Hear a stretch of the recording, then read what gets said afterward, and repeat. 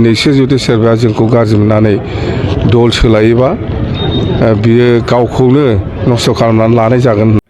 जोंनि बिपिएफ हान्जानि जेसेबां कर्मि बा वार्कार बा लिडार्स आं बयखौबो लोगो मोनजोबदों आरो जोबोद मोजां। उदालगुरि जिल्ला हिसाबै मोनबा समस्तिनि जिथु बिपिएफ हान्जानि जिथु अबस्था खुब मोजां। 1 नाम्बार पजिसनाव जोंनि बिपिएफ हान्जायानो दङ बे मोनबा समस्तियावबो आरो जों देरहागोन।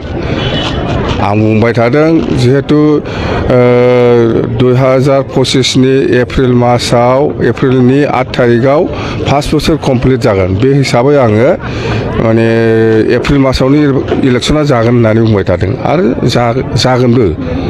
5 बोसोर कमप्लिट जागोन आरो जोङो बिपिएफआनो एबसुलेट सिंगेल मेजरिटि मोननानै सरकार दागोन। बुंखानांगोन ना भुल दा खालाम। बिपिएफआ माने सरकार बानायगासिनो दङ।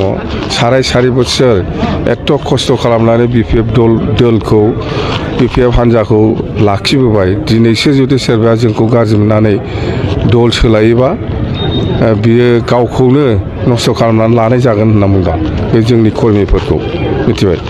बारा गोबाव गैखाला जिहेतु इलेक्सना बे हिसाबै आं बुंदों ओंखायनो नस्थ' खालामनानै लानो नाङा।